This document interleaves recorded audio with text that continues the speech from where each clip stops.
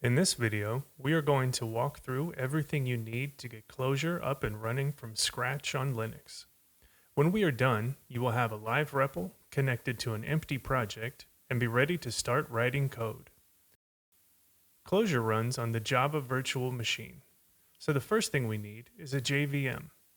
There are many installation paths, but for this video, we will use the default-jdk provided by apt.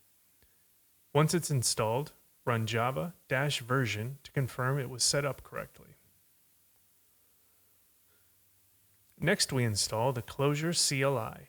The CLI can download Clojure itself, packaged as a Java archive, commonly called a jar file, as well as any other Clojure or JVM-based libraries your project needs.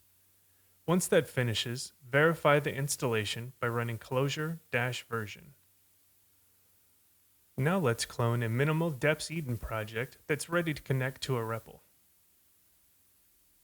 Clojure is an interactive language, and the best workflows leverage an editor that supports code evaluation via a connected REPL.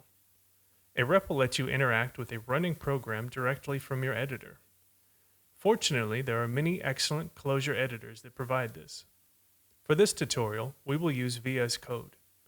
We can install it using snap.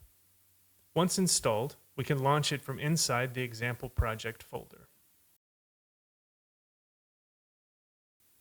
To get Clojure support in VSCode, we install Calva.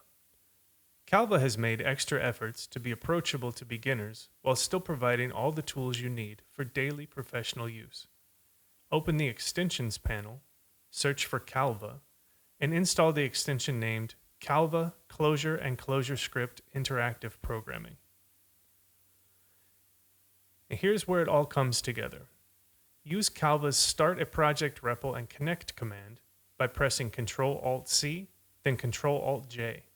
Select the deps-eden as the project type, and in a few seconds the REPL is live. Let's evaluate a few expressions to confirm everything is working. Place your cursor after the closing parentheses and press Ctrl-Enter. You will see the result appear in line. You are now up and running with Clojure and ready to start creating.